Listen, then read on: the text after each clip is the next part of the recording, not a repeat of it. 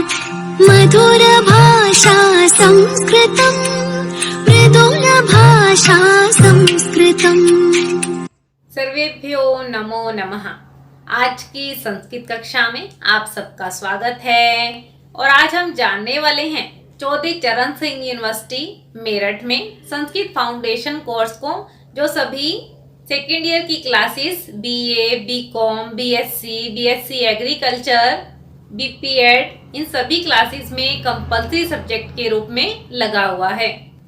हम पिछले कई लेक्चर से संस्कृत फाउंडेशन कोर्स के अंतर्गत अपने सिलेबस को जान रहे हैं और अभी तक हमने श्रीमद् भगवत गीता के दूसरे अध्याय के जो 16 से 50 श्लोक आपके सिलेबस में दिए हैं उसे कवर किया है और उसके पश्चात वैदिक ग्रंथ के अंतर्गत आए हुए मंत्रों को, जो कि चारों वेदों से, ब्राह्मण, आरण्यक और उपनिषद से संबंधित थे, ऐसे 21 मंत्रों को हमने पिछली क्लासेस में जाना और आज हम एक नया चैप्टर स्टार्ट कर रहे हैं जिसका नाम है भोज प्रबंध कथा।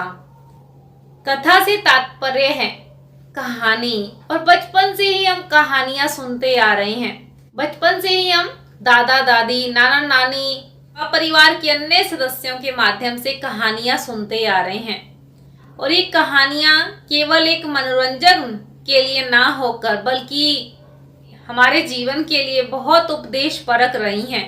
ये कहानियां नैतिक, धार्मिक, लौकिक व जीवन के मूल्यपरक उपदेशों को भी बताने वाली रही हैं।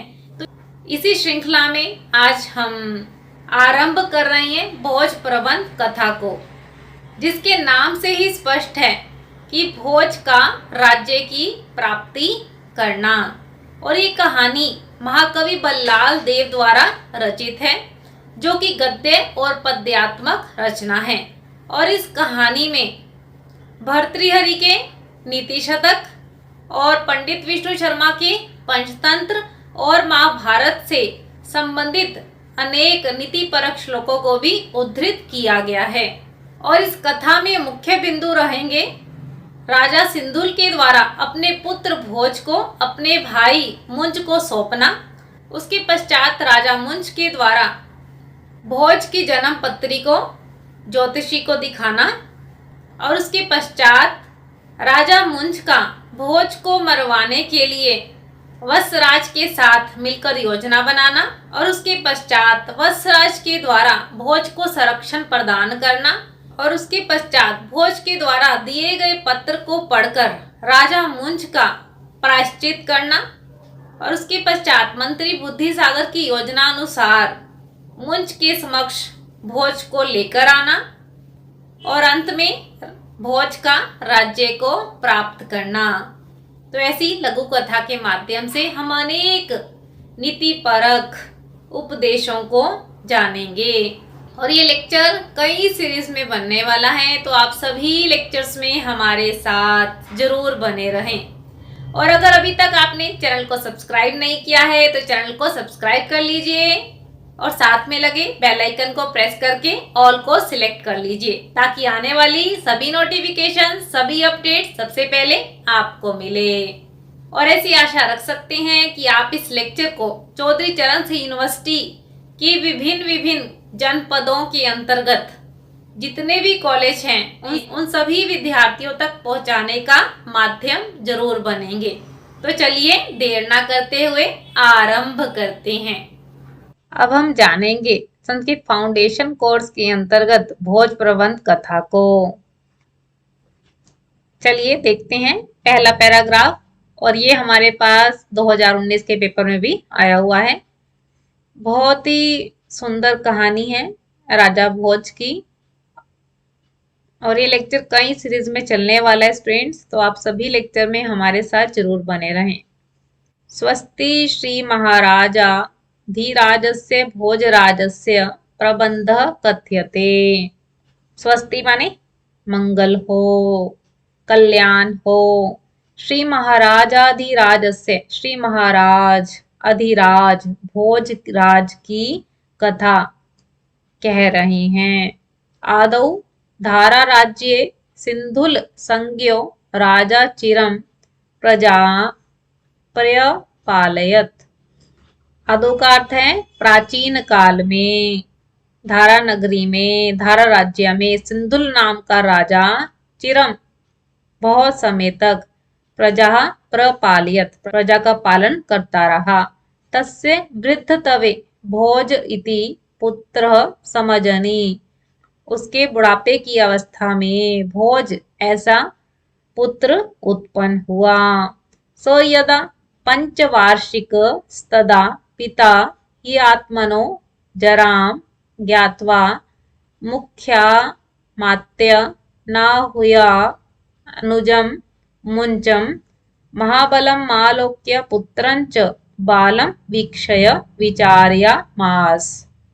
उसके बाद जब, यदा माने जब, जब वह भोज 5 साल का हुआ, तदा तब पिता ने हिय आत्मनो स्वयं को, जराम बूढ़ा जानकर, ज्ञात्वा माने जानकर, स्वयं को बूढ़ा जानकर, मुख्य अमात्य, अमात्य कहते हैं मंत्री को, मुख्य मंत्री को आहूय बुलाकर, अनुजम, अनुज कहते हैं छोटे भाई को, छोटे भाई मुंज को, महाबलम मालोक्य, महाबली, आलोक्य माने देखकर, पुत्रंच और पुत्र को, बालम वीक्षय और पुत्र को बालक देखकर, विचार्या मास सोचने लगा, विचार करने लगा।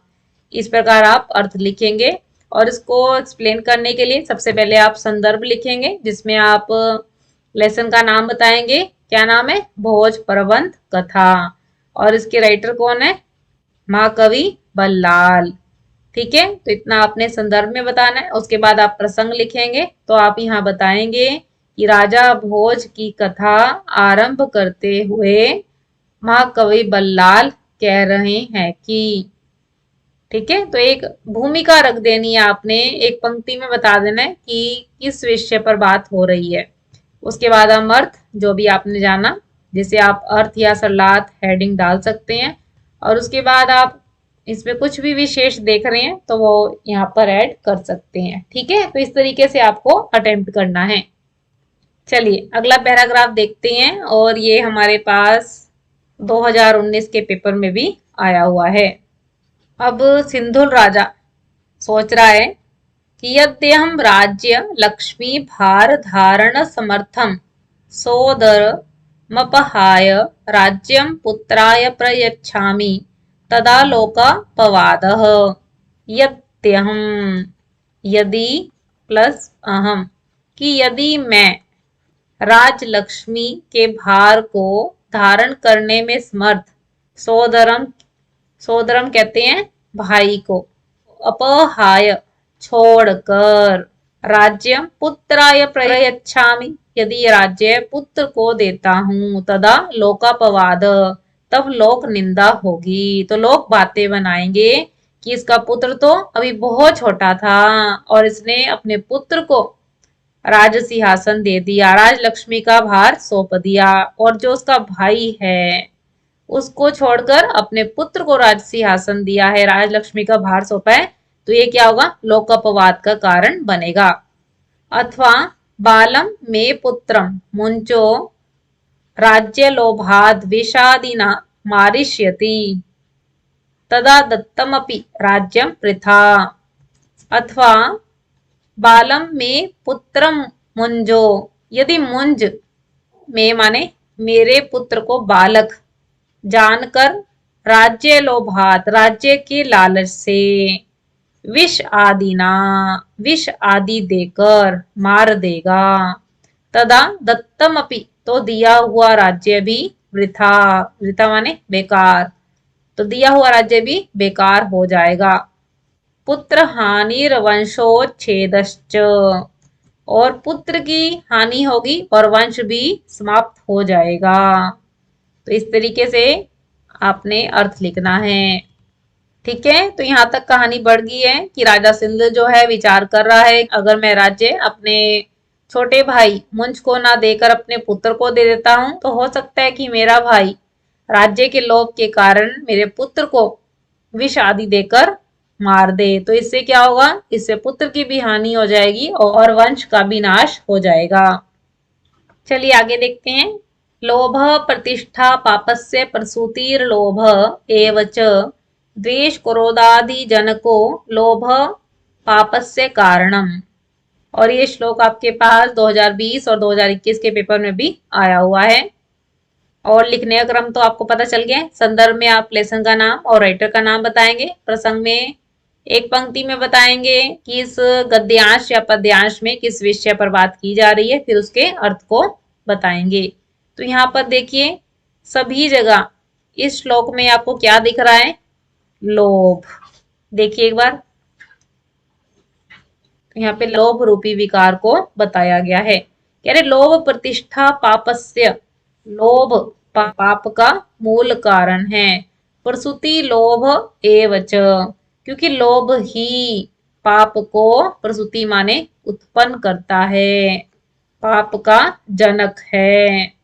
क्योंकि लोभ के कारण ही ईर्ष्या, द्वेष, क्रोध, एक दूसरे के साथ शत्रुता का भाव, तो ऐसे विकार सहज ही उत्पन्न हो जाते हैं।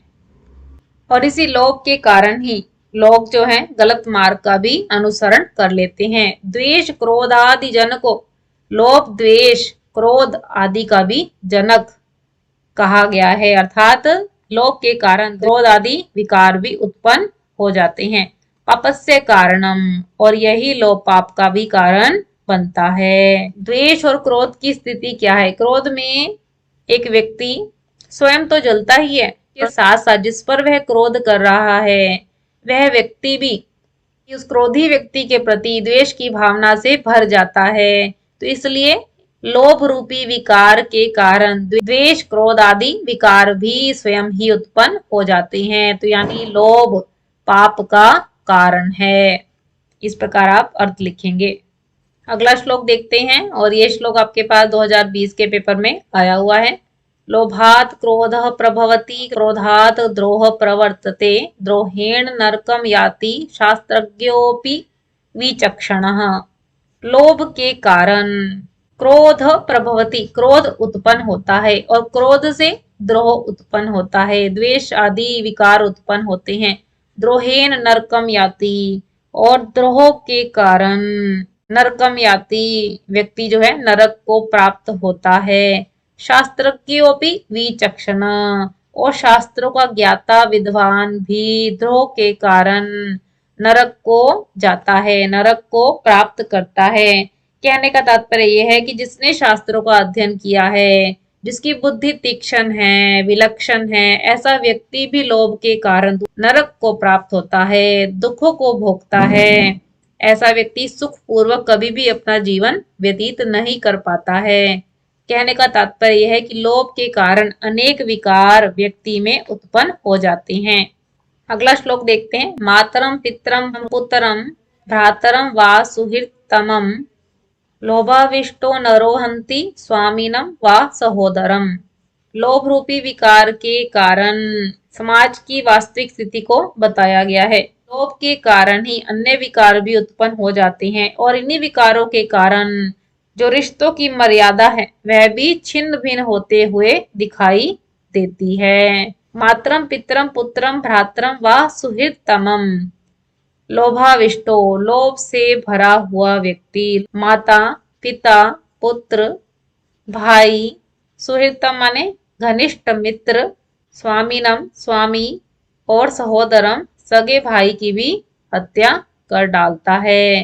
कहने का तात्पर्य यह है कि लोभ के कारण अनेक बुरी वृत्तियों का आगमन हो जाता है, जिसके कारण व्यक्ति अपने रिश्तों की मर्यादा को, अपने संबंधों की मर्यादा को भी भूल जाता है। और ये भयानक स्थिति आज के समाज में भी हमें दिखाई दे रही है। इस प्रकार आप अर्थ लिखेंगे। चलिए नेक्स्ट पैराग्राफ देखते हैं, और ये हमारे पास 2019 और 2021 के पेपर में आया हुआ है। इति विचार्य राज्यम मुंजाय दत्वा तदुत्संगे भोज मात्मजम मुमोच।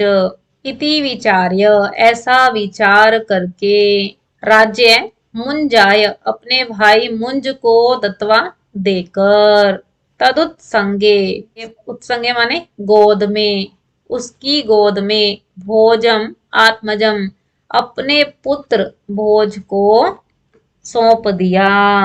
ततः क्रमाद राजनी दिवंगते संप्राप्त राज्य संपत्तिर मुंजो मुख्य मात्यम बुद्धिसागर नामनम व्यापार मुद्रया दूरीकृत्य तत्पदेन्य नियोजयामास। ततः उसके पश्चात क्रमाद क्रम से राजनी राजा के दिवंगत हो जाने पर, मृत्यु के प्राप्त हो जाने पर, संप्राप्तम राज्य संपत्ति राज्य संपदा संप्राप्तम प्राप्त करके राजा मुंज ने मुख्य अमात्य अमात्य किसे कहते हैं? मंत्री को, बुद्धिसागर नाम के मुख्यमंत्री को व्यापार मुद्रया किसी कार्य के बहाने दूरीकृत्य दूर करके तत्पदे उसके स्थान पर अन्य किसी अन्य को नियोजयामास किसी अन्य की नियुक्ति कर दी। ततो गुरेभ्य क्षितिपाल पत्र वाचयति। तो इसके पश्चात गुरुजनों से क्षितिपाल पुत्रम भोज को गुरुजनों से शिक्षा दिलाने के लिए भेज दिया। वाचयति माने पढ़वाता है, अध्ययन करवाता है, गुरुजनों से अध्ययन आरंभ करवाता है। ठीक है, तो कहानी आपको समझ आ गई कि राजा सिंधुल जो है मृत्यु को प्राप्त हो गया है। राजा सिंधुल ने अपनी मृत्यु से पूर्व ही राज्य को मुंज को सौंप दिया और उसकी गोद में अपने पुत्र भोज को बिठा दिया। और कुछ समय पश्चात राजा सिंधुल जो है मृत्यु को प्राप्त हो जाते हैं। और राजा मुंज ने क्या किया, जो उस समय राजा सिंधुल का मुख्यमंत्री होता था बुद्धिसागर, उसे हटा दिया और उसकी जगह पे दूसरे मुख्य मंत्री की नियुक्ति की। चलिए आगे देखते हैं कहानी। और ये 2021 के पेपर में भी आया हुआ है। ततः क्रमेण सभायाम ज्योति शास्त्र पारंगतः सकल सिद्ध्या चातुर्यवान ब्राह्मण समागम्य राज्ञ स्वस्ति इत्युक्तवोपविष्टः।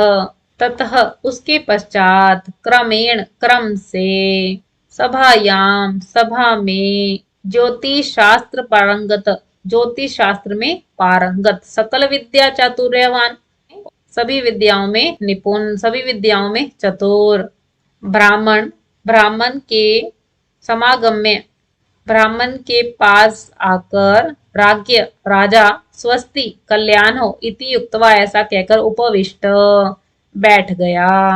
स चाह देव लोकोयम माम सर्वज्ञम तत्किमपि पृच्छ।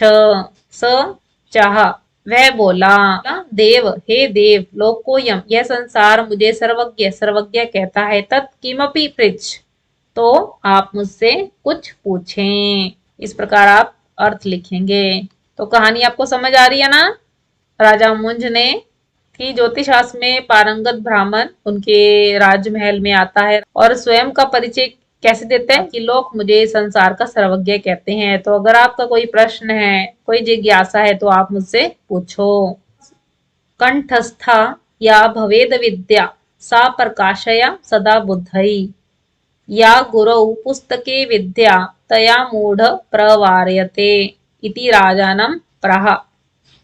कंठस्था या भवेद विद्या जो विद्या कंठस्थ होती है, सा प्रकाशया सदा बुद्धई उस विद्या को बुद्धिमानों के द्वारा प्रकाशया प्रकाशित करना चाहिए, बांटना चाहिए।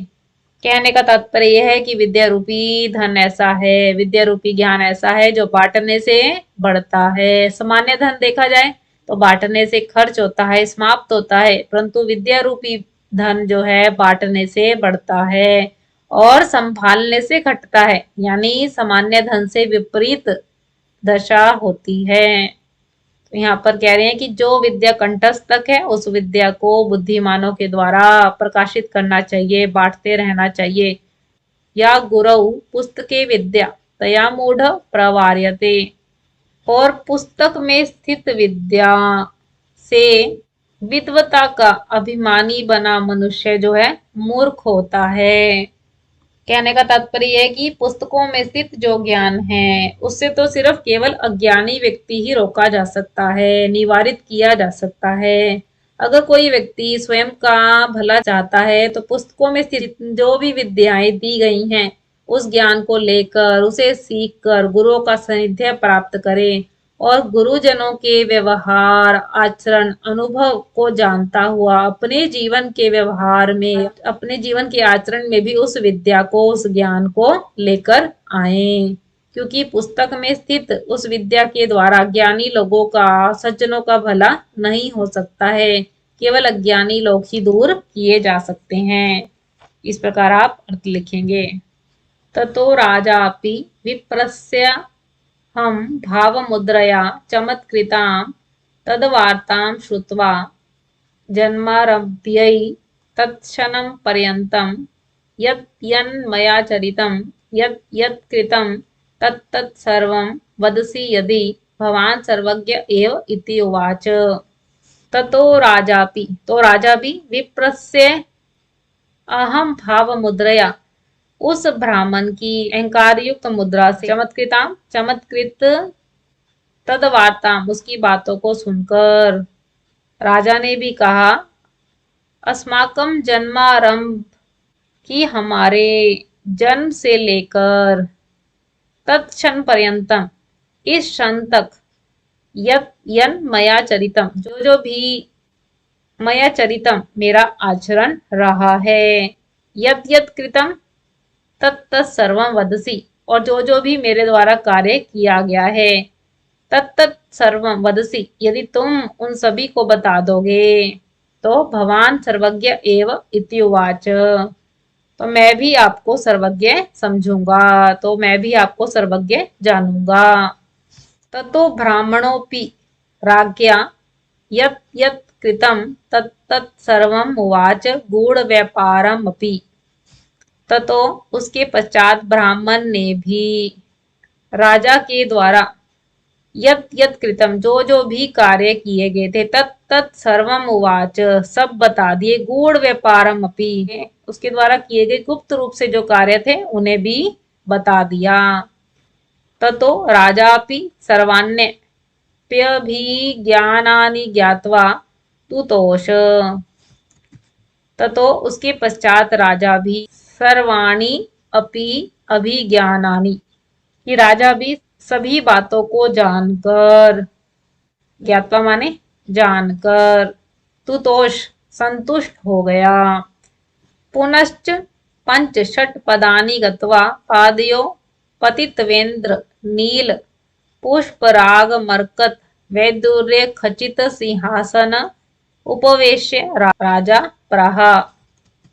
पुनश्च और फिर पंच षट पदानी 5-6 कदम जाकर पादयो उस बूढ़े ब्राह्मण के पैरों में प्रणाम करके पतित्वा इंद्रनील नीलम पुष्पराग पुखराज मरकत पन्ना वैदुर्य मनिया से जड़े हुए चमचमाते हुए सिंहासन पर उपवेश्य बिठाकर राजा प्रहा राजा बोला।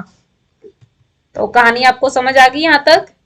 राजा मुंज के दरबार में एक ब्राह्मण आता है जो स्वयं को सर्वज्ञ कहता है। राजा मुंज भी उसे कहता है कि यदि तू मेरे जन्म से लेकर अब तक के जो जो भी कार्य किए गए हैं जिन्हें अन्य लोग जानते हैं या नहीं जानते हैं, अगर वह तुम सभी बता दोगे तो मैं भी तुम्हें सर्वज्ञ कहूंगा। तो ब्राह्मण ने भी उसके द्वारा जो जो भी कार्य किए गए थे गूढ़ रूप से गुप्त रूप से भी जो कार्य किए थे जो अन्य लोग नहीं जानते थे केवल राजा ही जानता था, वह सभी कार्य उसे बता दिए। बहुत ही सुंदर श्लोक है और ये हमारे पास 2019 के पेपर में आया हुआ है। मातेव रक्षति पितेव हिते नियुक्ते कांतेव चाभिरम्यत्यपनीय खेदम कीर्तिंच दिक्षु विमलां वितनोति लक्ष्मीं किम किम न साधयति कल्पलते विद्या। यहाँ पे विद्या को कल्पलता के समान बताया गया है। अब कल्पलता या कल्पवृक्ष क्या होता है? ऐसा हम जानते हैं कि देवलोक में कल्पवृक्ष है और देवताओं की सभी इच्छाओं की पूर्ति कौन करता है? कल्प वृक्ष करता है। जितने भी भोग ऐश्वर्य संसाधनों की आवश्यकता है उन सभी संसाधनों की पूर्ति कल्प वृक्ष करता है। तो इसी कल्प वृक्ष की लता के समान विद्या की कल्पना की गई है कि ऐसी विद्या जो कल्पलता के समान है और मनुष्य की सभी इच्छाओं की पूर्ति करती है, सभी संसाधनों को उपलब्ध कराती है। तो कुछ एग्जाम्पल दिए, देखिए, मातेव रक्षती की विद्या जो है माता के समान रक्षा करती है, अर्थात जो विद्या का अध्ययन करता है, विद्या की प्राप्ति के लिए कठिन परिश्रम करता है, तो विद्या माता की तरह उस व्यक्ति की रक्षा करती है। पितेव निहिते नियुक्ते, और वह विद्या पिता के समान हितकारी कार्यों में लगाती है। जिस प्रकार एक पिता अपने पुत्र को हितकारी कार्यों में लगाता है, विद्या भी पिता के समान हितकारी कार्यों में व्यक्ति को नियुक्त करती है, क्योंकि जो विद्या अध्ययन कर रहा है उसके अंदर स्वयं ही विवेक गुण भी उत्पन्न हो जाता है। क्या करना है, क्या नहीं करना है, क्या उचित है, क्या अनुचित है, तो ऐसी क्षमता का भी, ऐसे गुण का भी विकास होता है। तो विद्या पिता के समान उसे सही कार्यों में नियुक्त करती है। अगली पंक्ति में का कांतेव, कांता कहते हैं पत्नी को, कि विद्या पत्नी के समान चाभी रमयति अपनीय खेदम, कि मन को रमयति माने प्रसन्न करती है, खेदम माने उसके दुख को, उसके कष्ट को, अपनीय हटाती है, दूर करती है। पत्नी के समान विद्या एक मनुष्य को प्रसन्न करती है, उसके कष्टों को, उसके दुखों को, उसकी मुश्किलों को दूर करती है। कीर्तिम च दिक्षु विमलाम वितनोति लक्ष्मी, वितनोति माने विस्तार करना, प्रसार करना, फैलाना, विमलाम स्वच्छ, की विद्या उसकी स्वच्छ कीर्ति को दिशाओं में विस्तार करती है, फैलाती है, और लक्ष्मी का विस्तार करती है। किम किम न साधयति कल्पलते विद्या, की विद्या कल्पलता के समान क्या क्या नहीं साधती है, अर्थात कौन कौन सी मनोकामनाओं की पूर्ति नहीं कर सकती है, कौन सी इच्छाओं की पूर्ति नहीं कर सकती है। विद्या मनुष्य का हर प्रकार से उपकार करती है, कल्याण करती है। जिस प्रकार कल्पलता देवताओं के लिए सभी संसाधनों की उपलब्धि कराती है, उसी प्रकार विद्या भी मनुष्य की सभी आवश्यकताओं की पूर्ति करती है। माता के समान रक्षा करती है, पिता के समान उसे सही कार्यों में लगाती है, और पत्नी के समान उसके चित्त को प्रसन्न रखती है, उसकी कीर्ति को फैलाती है, उसकी लक्ष्मी को बढ़ाती है। तो इस प्रकार विद्या कल्पलता के समान सर्वसमर्थ है, एक व्यक्ति के लिए सभी आवश्यकताओं की पूर्ति के साथ साथ सभी संसाधनों को, सभी सुखों को भी प्रदान करती है। इस प्रकार आप अर्थ लिखेंगे। चलिए आगे बढ़ती है कहानी अब।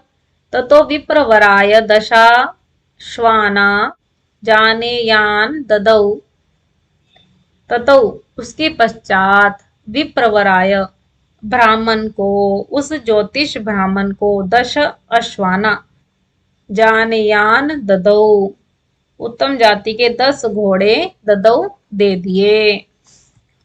ततः सभायाम मासीनो बुद्धि सागर प्रहा राजानम देव भोजस्य राजपत्रिका ब्राह्मणम पृच्छ इति।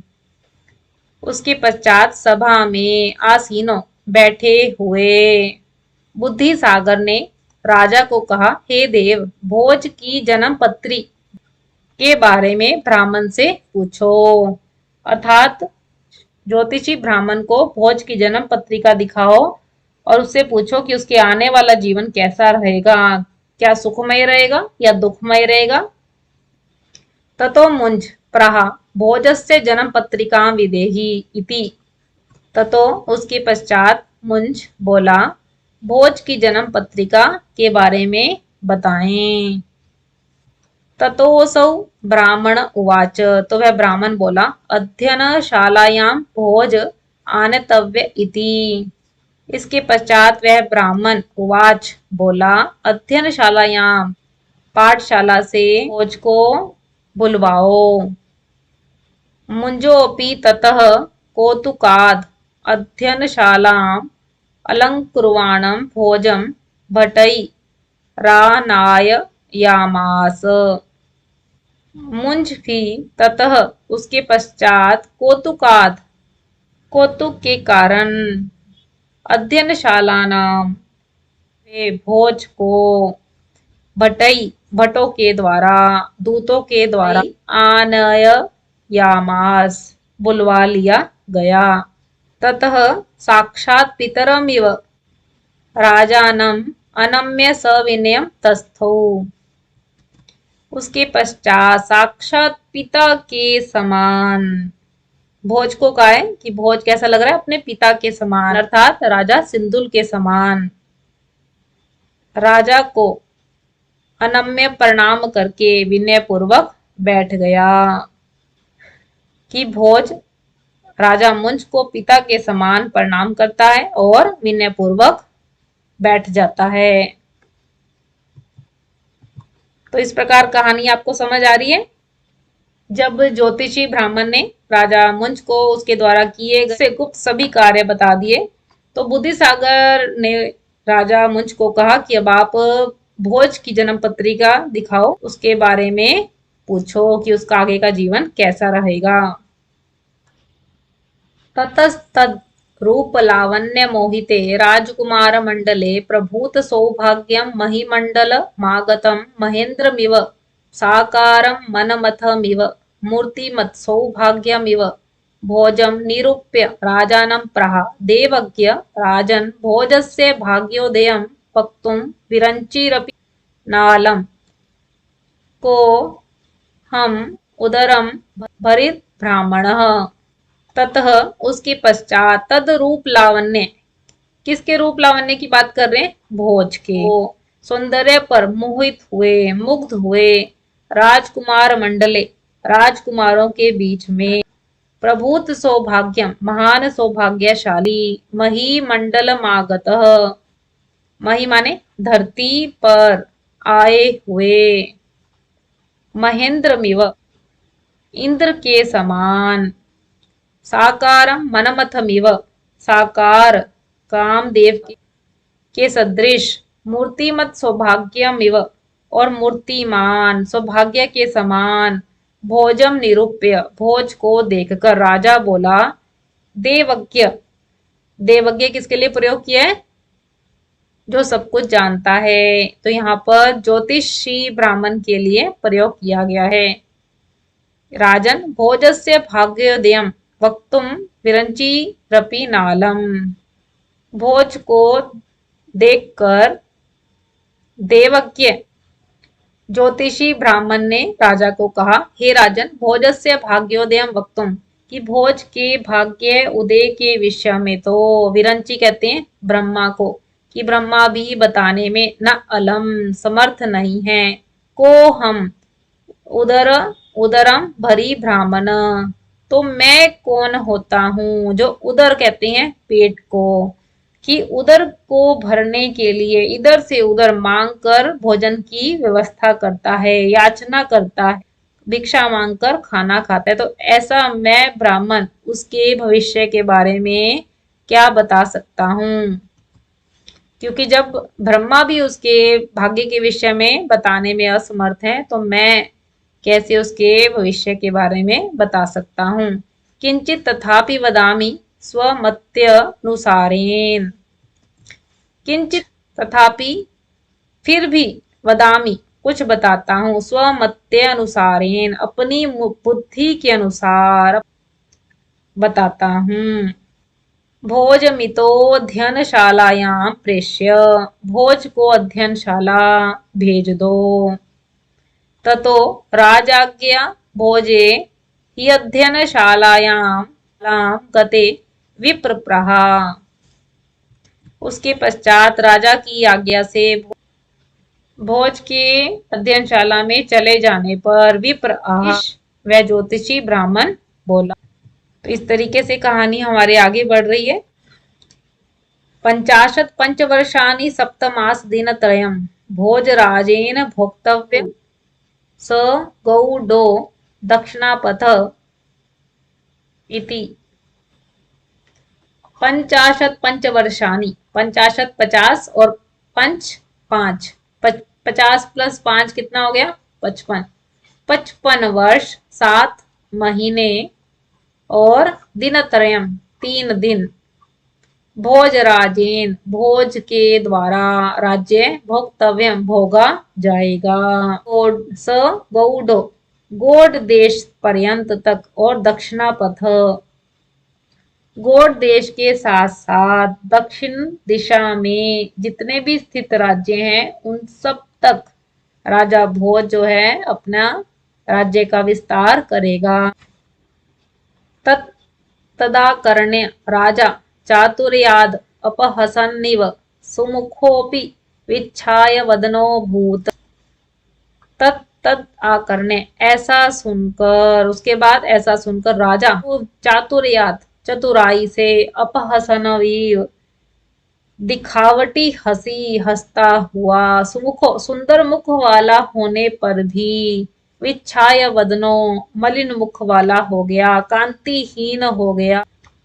अर्थात ऐसा सुनकर उसकी भावनाओं में परिवर्तन आ गया। वह दिखावटी हंसी हंसता हुआ, क्योंकि राजसभा में बैठा था तो उसकी स्थिति ऐसी थी कि वह ना हंस सकता था ना ही अपने दुख को प्रकट कर सकता था, तो इसलिए राजसभा में बैठा हुआ दिखावटी हंसी दिखाता हुआ आने लगा, परंतु उसका मुख जो था, उसका सुंदर मुख था, वह कांतिहीन हो गया।